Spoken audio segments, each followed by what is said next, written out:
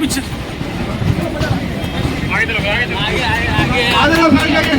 Side में हो जाइए प्लीज, साइड में हो जाओ, आ जाओ थोड़ा साइड में।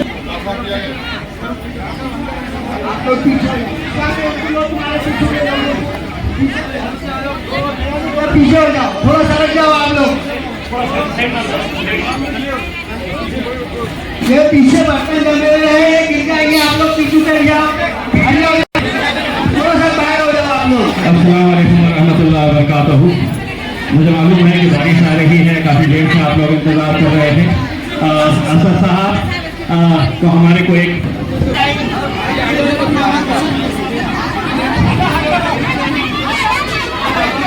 थोड़ी देर के बाद में हम आपको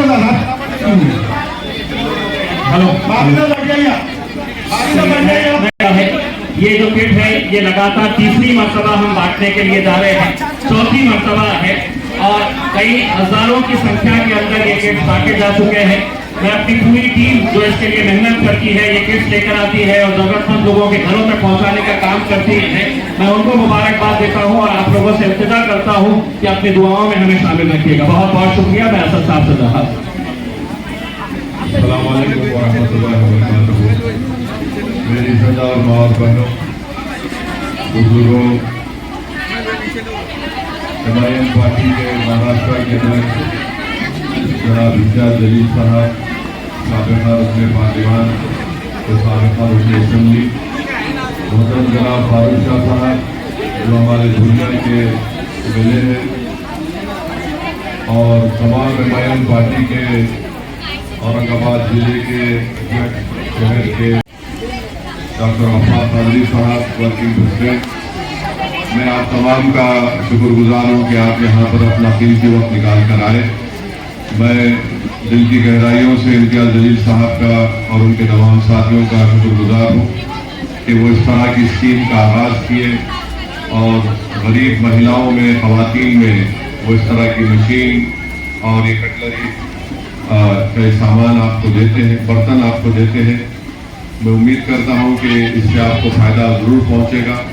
मेरी आपसे गुजारिश ये भी है कि आप औरंगाबाद में एमआईएम पार्टी को मजबूत रखिए और मैं ये खुलकर कह रहा हूं कि आने वाले विधानसभा में मेरी आप तमाम से अपील है कि आप हमेशा एमआईएम पार्टी का साथ दिए। आपकी दुआओं और आपके साथ और आपके वोट की वजह से यहाँ पर एमआईएम पार्टी का एमएलए भी बना, एमपी भी बना।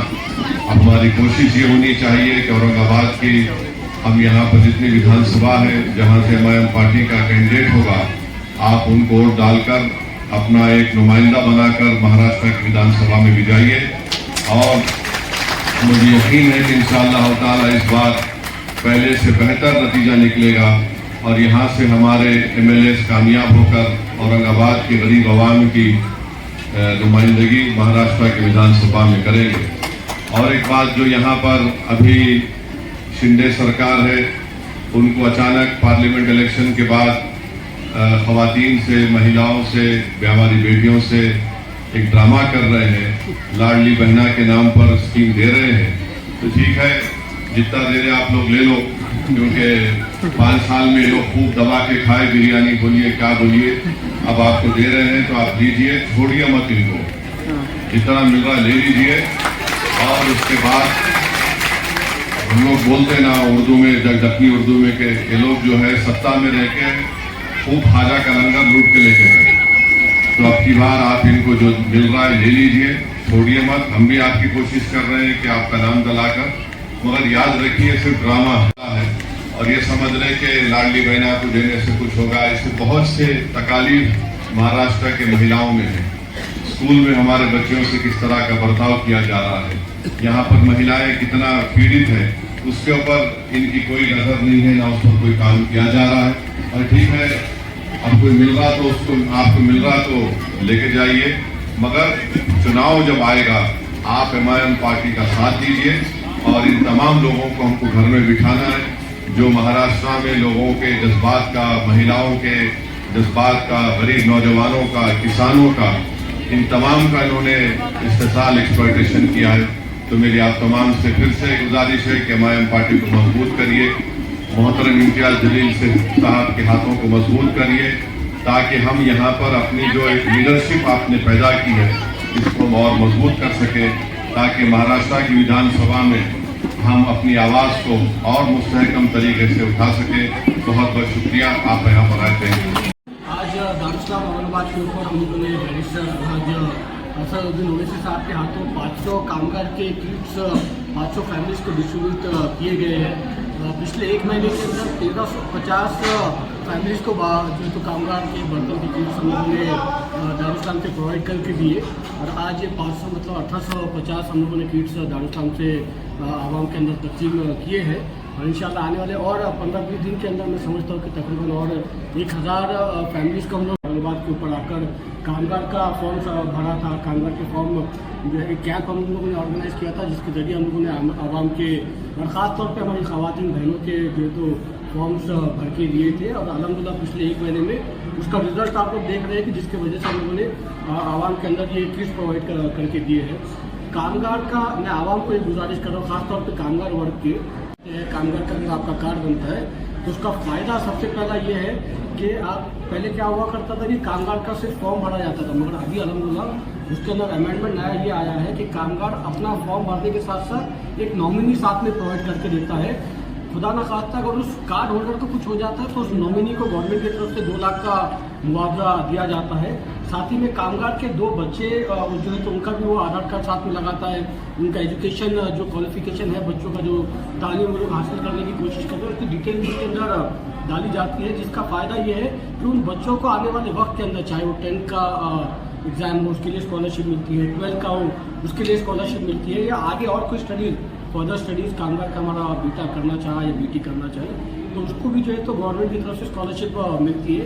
इसीलिए हम लोग आवाम में ये अवेयरनेस पहुंचाने की कोशिश कर रहे थे कि आप लोग कामगार का जो तो फॉर्म भरिए।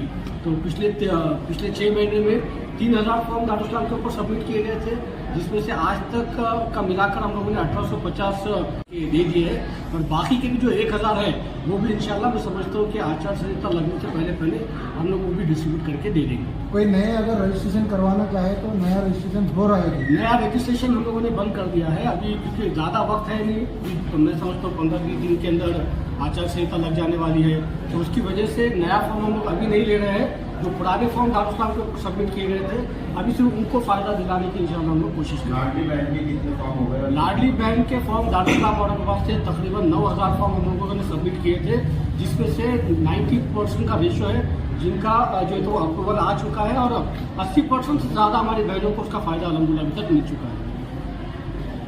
दारुस्लाम औरंगाबाद ये दफ्तर हम लोगों ने जब मुंशी भैया ने हमने इसकी शुरुआत की थी तो हमारी कोशिश ये थी कि एक ऐसा दफ्तर आवाम के लिए हम लोग बनाए जहाँ पर 24/7 हमारी बहनें, हमारे भाई, कोई भी उनका मसला हो, चाहे कॉर्पोरेशन से ताल्लुक़ हो, चाहे MSB से ताल्लुक़ हो, चाहे कलेक्टर ऑफिस से ताल्लुक़ रखो, चाहे ZP से ताल्लुक़ रखो, या पर्सनल कोई मामला रहो, हर मामला सॉल्व करके देने के लिए हम लोग यहाँ पर कोशिश करते हैं। मैं समीर साजिद बिडर अकेले मेरी वजह से दारुस्लाम नहीं चलता है, मुंशी भैया पटेल है, हमारे JP है, अनिस खान साहब है, साबिर भाई है, काका साहब है, पूरी एक टीम है जो लगातार दारुस्लाम औरंगाबाद के ऊपर बैठती है, और आवाम के जो भी मामले आते हैं उसको सॉल्व करके देने की हम लोग पूरी कोशिश करते हैं। ख़ास तौर पे एक बात यह है कि दारुस्लाम औरंगाबाद से हम लोग ख़ास तौर पे कोशिश ये करते हैं कि कोई हमारी बहन या कोई हमारा भाई मायूस दारुस्लाम से ना लौटे, ये पूरी कोशिश पूरी मेरी टीम अल्हम्दुलिल्लाह पिछले 7 साल से लगातार हम लोग करते आए। आगे आकर जनता आपको MLA बनना देखती है तो आप ये भी क्लियर कर दीजिए कि आप कहाँ से खड़े रहने वाले? देखिए, मैंने अलहाज बैरिस्टर असदुद्दीन ओवैसी साहब और इम्तियाज़ जलील साहब से गुजारिश की है कि मुझे जो तो आमदार का टिकट दिया जाए।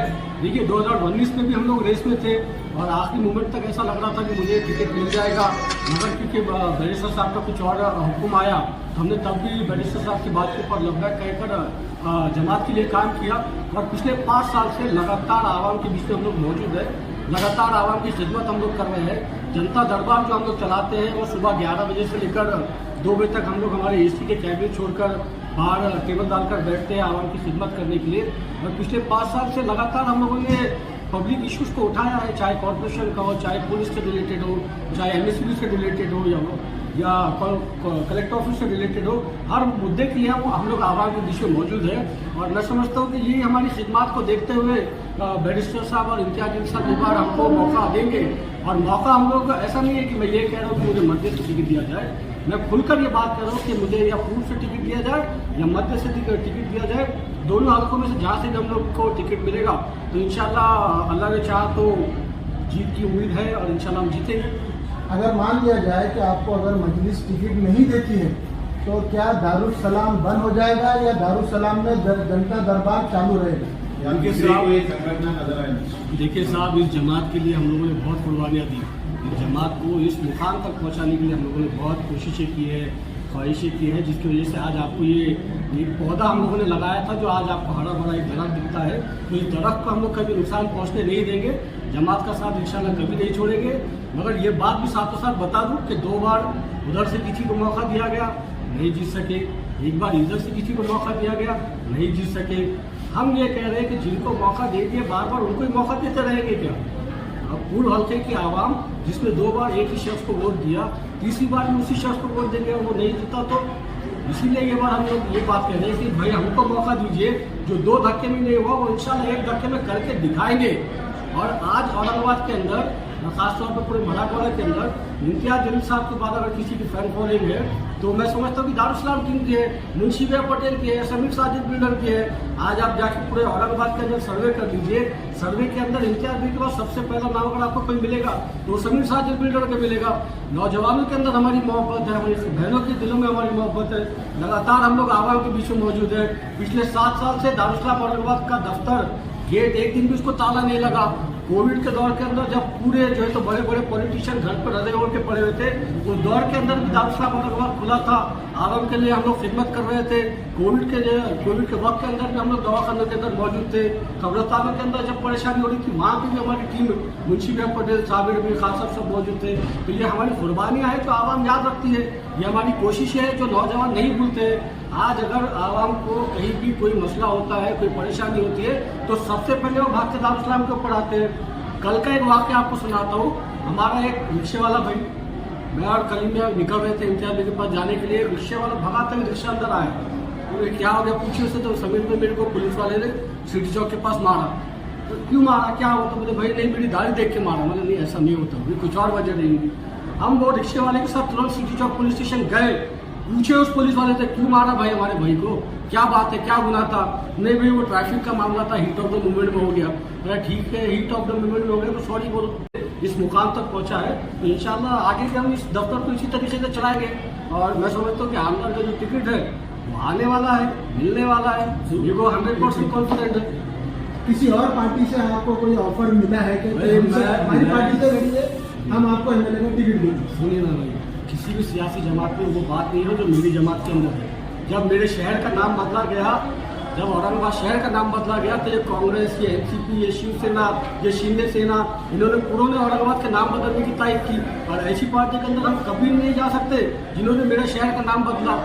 मैं मरते दम तक ये मानता रहूँगा कि मेरे शहर का नाम औरंगाबाद था, है और इंशाल्लाह मेरे लिए तो हमेशा औरंगाबाद रहेगा। आप भले आप नाम बदल दिए, हुकूमत आपकी है, पावर आपका है, आप हुकूमत में तो आप नाम बदल सकते, मगर मेरे दिल से और दारुल औरंगाबाद से आप नाम कभी नहीं हटा सकते। दारुल औरंगाबाद के ऊपर जिस तरीके से दारुल औरंगाबाद नाम लिखा है तो इंशाल्लाह मेरी हयात तक वो नाम उसी तरीके से रहेगा। आपका सबसे ज़्यादा जोर पूर्व होता? मेरा सबसे ज़्यादा जोर दोनों हल्कों पे, कहीं से भी चलता, उधर से भी चलता, इधर से भी चलता। बता दिया 2 बार दीवार उधर नहीं गिरी, हम 1 बार भी गिरा के बताएंगे इंशाल्लाह। नहीं, शहर की जनता तो चाहती है कि समीर बिल्डर को जो है तो आमदार का टिकट मिलना चाहिए। अगर से कभी एमआईएम से नहीं मिलता है तो फिर अगला स्टेप क्या रहेगा? एमआईएम से नहीं मिलता तो जो मेरे सदर साहब का हुक्म आएगा इंशाल्लाह लब्बैक कहेंगे। आज का जो दौरा है यासिर साहब का क्या प्रोग्राम है? यासिर साहब क्या ये वक्फ बोर्ड अमेंडमेंट बिल जो एक काला कानून जो तो गवर्नमेंट लाने की कोशिश कर रही है, उसके बारे में एक चर्चा है जो तो हाजा उसके ऊपर, और यासिर साहब बताने वाले हैं उसके अंदर डिटेल में कि किस तरीके से वक्फ बोर्ड का बिल लाकर हमारी ही जमीनों को, हमारी ही जायदादों को हमसे लूटने की जो साजिश गवर्नमेंट कर रही है।